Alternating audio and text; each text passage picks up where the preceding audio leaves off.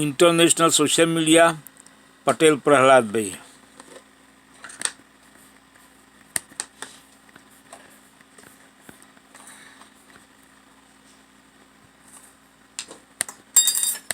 तो फल केम नहीं मळतुं? पाछो आपणे प्रश्न होय छे के आपणे सारा वर्तीए, आपणे नियम पाळीए, मंदिरमां जईए, लांच न लईए, भ्रष्टाचार न करीए, दारू न पीए, व्यभिचार न करीए, માંસાહાર न करीए, तोय दुखी अने કેટલાક દારૂ પીનારા જલસા કરે, માંસાહાર ખાનાર જલસા કરે। કેમ આવું છે? યાદ રાખજો, કર્મનો સિદ્ધાંત સમજજો। ગામડામાં અનાજ ભરવાની કોઠી આવે, એમાં કોઠીમાં ઉપરથી નાખવાનું, નીચે નાનું કાણું આવે એમાંથી કાઢવાનું। હવે સમજજો દ્રષ્ટાંત, એક કોઠીમાં તમે ઘઉં ભર્યા હોય, બીજી કોઠીમાં તમે કોદરા ભર્યા હોય। જે કોઠીમાં ઘઉં ભર્યા હશે એમાં નીચેથી ઘઉં નીકળશે, જેમાં કોદરા ભર્યા હશે એમાં નીચેથી કોદરા નીકળશે। ઘઉંની કોઠીમાં ઉપર કોદરા રાખવાના, કોદરાની કોઠીમાં ઉપર ઘઉં નાખવાના। જ્યાં સુધી ઘઉં પૂરા નહીં થાય ત્યાં સુધી કોદરા નહીં નીકળે, અને જ્યાં સુધી કોદરા પૂરા નહીં થાય ત્યાં સુધી ઘઉં નહીં નીકળે। જે લોકો ખોટા કામ કરવા છતાં પણ જલસા કરે છે, સમજજો કે એને ઘઉંની કોઠી જાજી ભરેલી છે, ઉપર કોદરા શરૂ થાય એટલી વાર છે। એને ઘઉં પૂરા થવા દો, કોદરા શરૂ થશે જ। અને આપણે સારા કામ કરીએ છીએ છતાં જે સુખ નથી મળતું, સમજજો કે આપણે ગયા જન્મના કોદરા પૂરા થાય એટલી વાર છે। આ જન્મના ઘઉંનો સ્ટોક હવે આ શરૂ થવાનો જ છે। તમે લોટ દળાવા જાઓ, ઘઉં દળાવા જાઓ, એમાં એક કોકલું આગનાનું ગાણ હોય, એ થોડું નથી આવતું? એ ઘંટીવાળો વિચાર કરીને પ્લાનિંગ કરે છે। એમ આપણે જે કર્મ કર્યા છે એનું ફળ આપણને સૌ કોઈને પ્રાપ્ત થાય જ છે। યાદ રાખજો, ભગવાનના દરબારમાં દેર પણ નથી અને અંધેર પણ નથી, ભગવાન દરેકને એનું ફળ આપે જ છે। चीटी के पाँव में झांझर बसता है, वो भी मेरो साहिब सुनता है। भगवान दरेक नु फल आपे छे। तमे एम कहो भगवान पासे ऊपर जईशुं ने, भाई भगवान कहते कि दारू केम पीधो तो, नवरात्रि फरवा गयो मांस केम खाधुं? ना ना भगवान, हूँ तो पालनपुर नो पटेल, वाणियो, चौधरी, हूँ तो क्यारे आवुं करूं नहीं। हूँ ज्ञातिनुं नाम नथी लेतो, खाली दृष्टांत तरीके कहूं छुं। भगवान पासे जईने आपणे गप्पा मारशुं कि मैं आवुं नहोतुं कर्युं, तो भगवान के काढ डीवीडी प्लेयर अने डीवीडी नंबर 3 ट्रेक नंबर 5 खोल, प्रोग्राम कर्या तक नहीं। જેટલા પ્રોગ્રામ કર્યા છે ને, તમે મોબાઈલમાં કોકને ખોટા મેસેજ કર્યા પછી, વોટ્સએપ કર્યા પછી, કોલ કર્યા પછી તમે તમારી હિસ્ટ્રી, મોબાઈલની હિસ્ટ્રી ડિલીટ કરી શકો, સર્વરની હિસ્ટ્રી ડિલીટ તમારા હાથમાં નથી, સમજજો। તમે મોબાઈલમાંથી હિસ્ટ્રી ડિલીટ કરી શકો, સર્વરમાંથી ડિલીટ ના કરી શકો। તમે અહીંયા કંઈક આગુ પાછું કર્યું હોય અને પાણી ઢોળીને કોઈને ખબર ન પડે એમ કરી શકો, પણ ભગવાનના સર્વરમાં ફિટ થઈ ગયું છે। તમે કેટલા પાપ કર્યા અને કેટલા પુણ્ય કર્યા એ ડિલીટ કરવું આપણા હાથમાં નથી। ભગવાન ફળ આપશે જ, ભોગવવું જ પડે। અત્યારે સભામાં બધા કેટલા શાંતિથી બેઠા છો, કેટલા સરસ રીતે, અને કોઈને ઉતાવળ નથી, બધા પ્રેમથી સાંભળો છો, કોઈ ખોટું કરતા નથી, ખોટું વિચારતા નથી, ખોટું બોલતા નથી। એવામાં અચાનક બહારથી એક ભાઈ આવે અને આગળ પહેલી લાઈનમાં બેઠેલા એક ભાઈ જોરથી 2-3 લાફા મારી દેતો, દ્રષ્ટાંત તરીકે, નહીં મારે, પણ અચાનક કોક આવીને 2-3 લાફા મારે તો આપણને શું લાગે? અરે ભાઈ શું છે આ બિચારા 2 કલાકથી સરસ સાંભળે છે, ડાયા ડમરાથી, વચ્ચે પાણી પીતા નથી, ખીચડી ખાધી નથી, હવે તમે એને લાફા કેમ મારો છો? આપણને બધાને એમ થાય કે આનો વાંક નથી, માર માર્યો, પણ આપણે એને 2 કલાકથી ઓળખીએ છીએ, પણ બપોરે પેલાને ફટકારીને ડાયો ડમરો થઈને ગોઠવાઈ ગયો તો એ આપણને ક્યાં ખબર હતી? આગલા પ્રોગ્રામ ભગવાન જાણે છે। એકવાર એક હોટલમાં બોર્ડ માર્યું હતું, ખાવું એટલું ખાઓ, બિલ તમારા દીકરાને દીકરા ભરશે।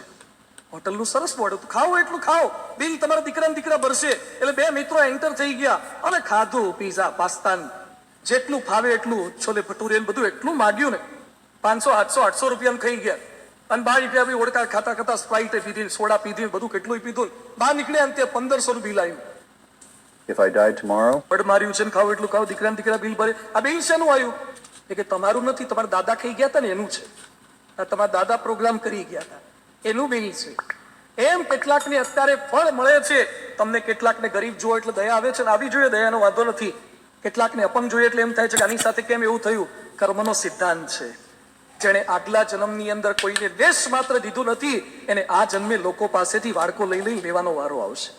ભગવાન બલબલાનું યાદ રાખે છે, કર્મનો સિદ્ધાંત ખોટો નથી। દશરથ રાજાએ શ્રવણનો વધ કર્યો અને શ્રવણના માતા પિતા બોલ્યા હતા, અમારો એકનો એક દીકરો છે, છતાં તે અમારી વૃદ્ધાવસ્થા બગાડી, અમારા અંતિમ સમયમાં અમને પાણી પાનાર એક દીકરો પણ તે રાખ્યો નહીં। જા, તારા અંતિમ સમયમાં એક દીકરો પણ તારી સાથે નહીં હોય। અને દશરથ રાજાને 4 દીકરા હતા, છતાં રામ લક્ષ્મણ જંગલમાં હતા અને ભરત અને શત્રુઘ્ન માતાના ત્યાં ગયેલા હતા, મામાના ત્યાં ગયેલા હતા। 4 દીકરા હોવા છતાં એક પણ દીકરો સાથે નહોતો। કેમ?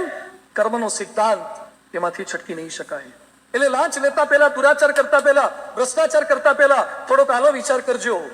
કોઈએ ક્યારે બોલવું નહીં કે ભગવાન કેમ દુઃખ આપે છે। ભગવાન જે કંઈ કરે છે સારું કરે છે। ઉનાળાની સિઝન હતી અને એક ભાઈ ચાલતા ચાલતા નીકળ્યા હશે કે એક ગામડાનો માણસ, શહેરનો માણસ, અને પછી એક જગ્યાએ નદી કિનારે તળબૂચના વેલા જોયા. સરસ મજાના કલિંગર તળબૂચ, અને આ તળબૂચની સિઝન છે.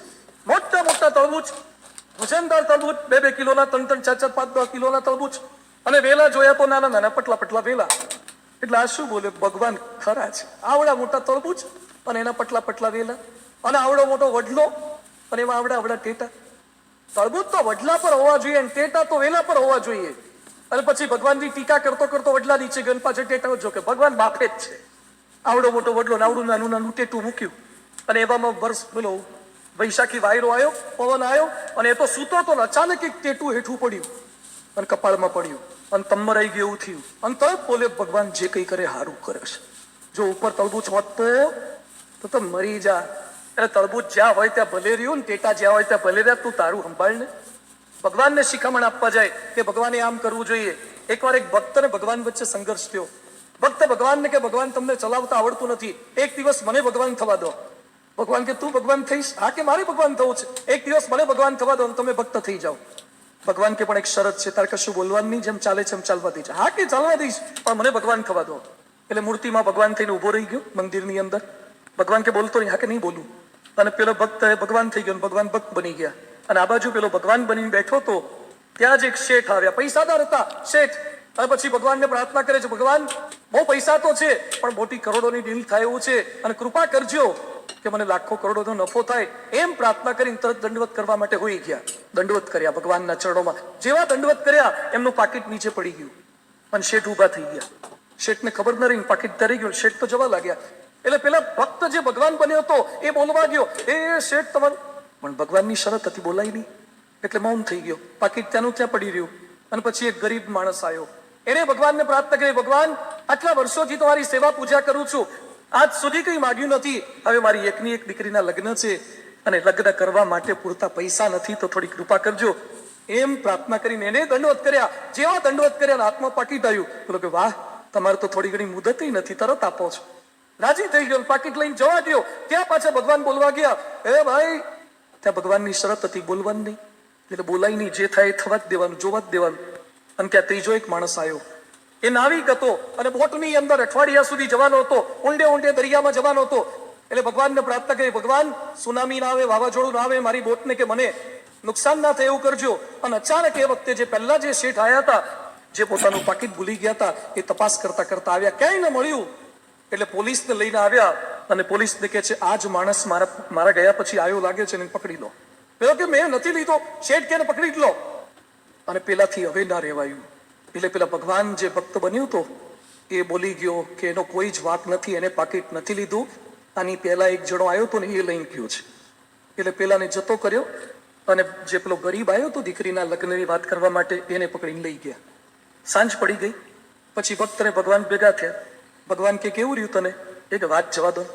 ભગવાન કે બોલ્યો નતો ને? એ કે લગભગ નહોતું બોલવું પણ બોલવું પડ્યું. અલા તને ના પાડી હતી બોલ્યો કે પણ પ્રોબ્લેમ થાય એવો હતો, બોલવું જ પડે. પરિસ્થિતિ કેવી થઈ? શું થયું? એ કે પેલો શેઠ આવેલું પાકીટ પડી ગયું તો એવું ના બોલ્યો. પેલો ગરીબ આવ્યો એનું નહોતું લઈ ગયો તો એ ના બોલ્યો. અને પેલો માણસ આવ્યો જેનો વાંક નહોતો એને જેલમાં પૂરતા હતા, પછી બોલવું તો પડે જ તે. ભગવાન કે મૂર્ખ, મેં કેટલું પ્લાનિંગ કર્યું હતું, અરે પણ પેલા શેઠનું પાકીટ પડી ગયું. ભગવાન કે શેઠને મેં 18 રૂપિયા આપ્યા છે, પણ કોઈ દાડો ગલ્લા પેટી મારો રૂપિયો નથી નાખતો, એટલે મારે પરાણે એનું પાકીટ પાડવું પડ્યું. યાદ રાખજો, ન નાખતા હોય એટલે મારે એનું પાકીટ પાડવું પડ્યું. તો કે એ તો સારું વ્યાજબી કહેવાય, પાકીટ તમે સારું પાડ્યું, એ તો ખોટું ના કહેવાય, મારી ભૂલ કહેવાય. પણ કે પેલો ગરીબ આવ્યો, એ પાકીટ નહોતું તો એ લઈ જાય. ભગવાન કે વર્ષોથી દીવાબત્તી અગરબત્તી કરે, નાળિયેર વધે, કોઈ દિવસ માગ્યું નથી, અને પહેલી વાર એને માગ્યું એટલે મેં શેઠ પાસેથી લઈ અને પેલા ગરીબને આપ્યું. એમાં ખોટું શું કર્યું? તો કે એ બરાબર છે, પણ ભગવાન ત્રીજી વસ્તુમાં તો તમે થાપ જ ખાવાના હતા. થાપ જ, એ મેં સુધારી દીધું. શું સુધાર્યું? એ કે પેલો નાવિક હતો, એને ચોરી નહોતી કરી તો એને 2-5 દિવસ પોલીસ કસ્ટડીમાં પૂરવાના હતા. ભગવાન કે ડોબા મૂર્ખના જામ, એ દરિયામાં જવાનો હતો, ત્યાં સુનામી આવવાનું હતું 2 દિવસ. એટલે મેં નક્કી કર્યું હતું એને 2 દાડા જેલમાં રાખું ને પછી મોકલું તો બચી જાય. મારું બધો જ પ્રોગ્રામ તેહાર બગાડી નાખ્યો. ભગવાન કોઈનું કશું જ ખોટું કરતા નથી. દુઃખ જેવું લાગે છે, આપણને લાગે છે, એ દુઃખી નથી કરતા. જેમ માતા રડાવીને દીકરાને સુખી કરે છે, ડોક્ટર ઇન્જેક્શન આપીને દુઃખી નથી કરતા, એ સુખી કરે છે. ભૂખે મારું ભોય સુવાડું, તન્ની પાડું ખાલ, એમ કરતા પણ ન મૂકે તો પછી કરી દઉં ન્યાલ. ભગવાન પછી ન્યાલ કરે છે. દુઃખ આવતું એવું આપણને લાગે છે પણ એ દુઃખી નથી કરતા. ભગવાન જે કંઈ કરે છે તે સારા માટે કરે. ભગવાન સ્વામિનારાયણ એકવાર ચાલતા ચાલતા જતા હતા. એક ગામથી બીજે ગામ જવું તો એક ગાડાવાળો ત્યાંથી નીકળ્યો. ગાડાવાળાને દયા આવી.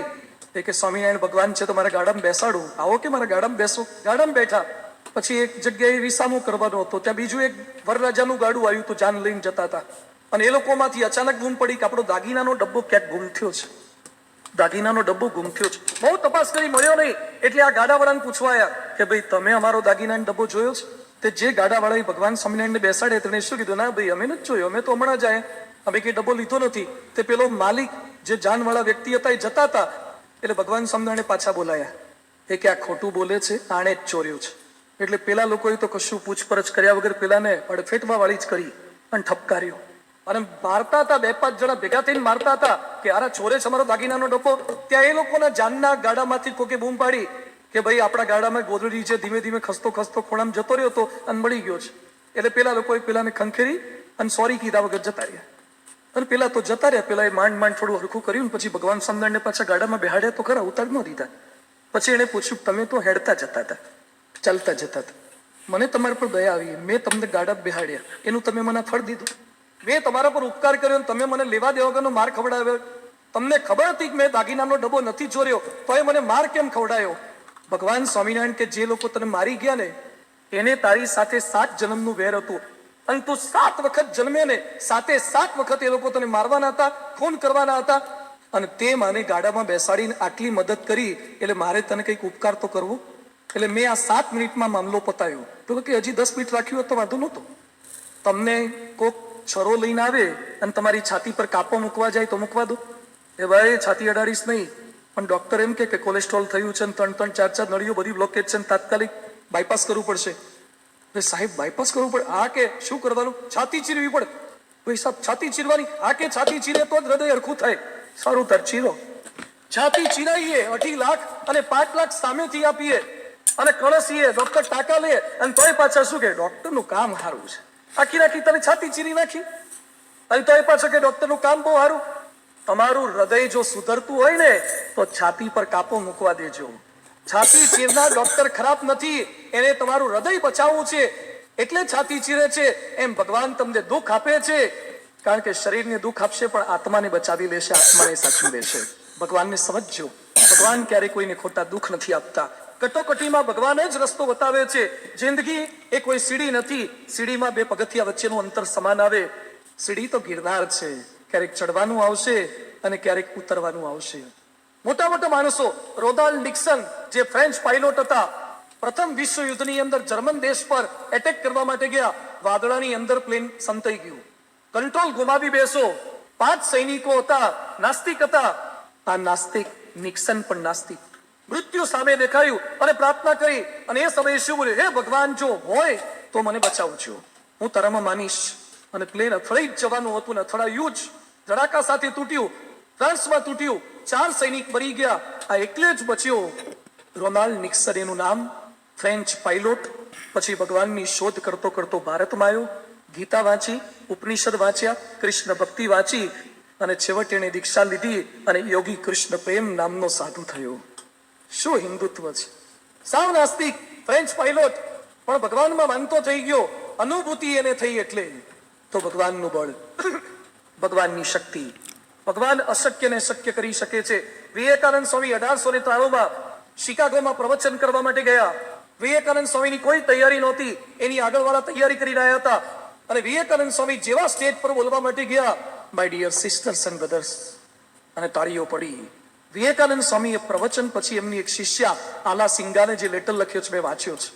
Do not buy new windows if you live. લખે છે કે મારી કોઈ તૈયારી નહોતી, હું જેવો ગયો અને જીભ સુકાઈ ગઈ હતી પણ મેં ભગવાનને યાદ કર્યા, હું બોલી શક્યો. પછી વિવેકાનંદ સ્વામી શ્લોક લખે છે, મુખમ કરોતિ વાચાલમ પંગુમ લંઘયતે ગિરિમ યત કૃપાતમ વંદે પરમાનંદમ માધવમ. ભગવાનની શક્તિ, ભગવાનનું બળ જે મને આ બધું જ કરી શકે છે. 1970ની સાલમાં એપોલો 13 અમેરિકાએ અવકાશમાં મોકલ્યું હતું. પૃથ્વીથી 3 લાખ કિલોમીટર દૂર ગયું અને ઉપર પાયલોટ ને બધા યાત્રિકો પણ હતા.